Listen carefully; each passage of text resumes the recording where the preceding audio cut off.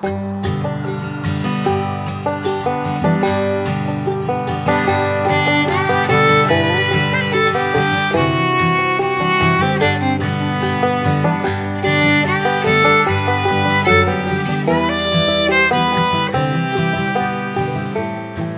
on vient d'installer ce matin les 2 ruches à Saint-Quentin-de-Baron.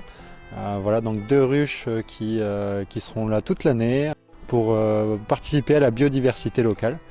Peut-être faire une récolte de miel dès 2024 pour la mairie de Saint-Quentin-de-Baron. Lors de l'installation des ruches, on les a un petit peu manipulées. Elles ont été transportées pendant près d'1 heure, donc il faut les laisser un petit peu plus au calme et tranquille. Pour pas les déranger. Les barrières donc qui sont disposées devant, faudra pas s'approcher plus près, il y aura des panneaux attention abeilles.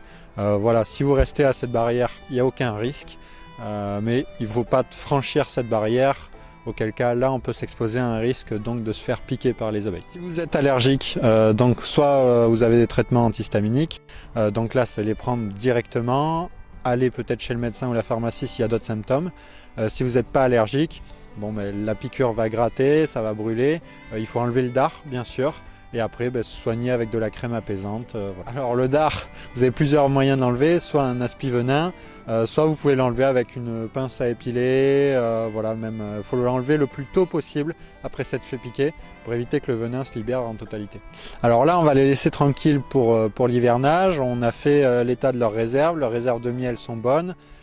Donc pour l'instant on va les laisser tranquilles puisqu'il commence à faire froid et on reviendra faire un contrôle donc au mois de novembre et après on reviendra sur les réserves de l'hiver et après on reviendra plutôt en début d'année, donc février, début mars en fonction du temps pour préparer le printemps et après une fois toutes les 3 semaines pendant la saison.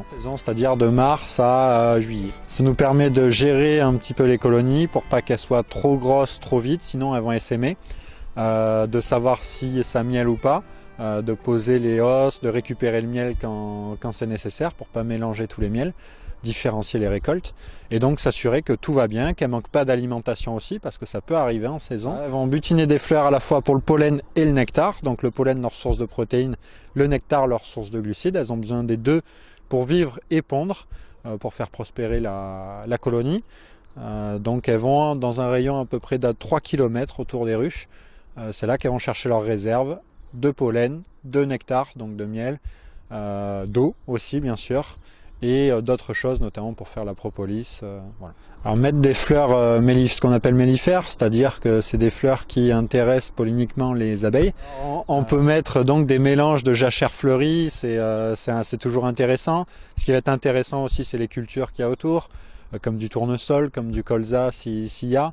Voilà, et puis tout l'environnement naturel, c'est-à-dire les ronces quand elles vont fleurir au mois de juin, les acacias, les aubépines, donc ça c'est plutôt des haies naturelles ou des forêts, et donc ça faut les préserver. Alors l'eau on peut laisser dans un fond de seau, je recommande plutôt une petite coupelle dans laquelle on va ajouter quelques gros cailloux pour qu'elle puisse s'appuyer sur ces cailloux, se poser et donc boire sans se noyer. Notamment quand il fait chaud, voilà, là en ce moment on a quand même des réserves d'eau, il y a toujours des flaques, il y a toujours des étangs à proximité, donc pour l'instant c'est bon.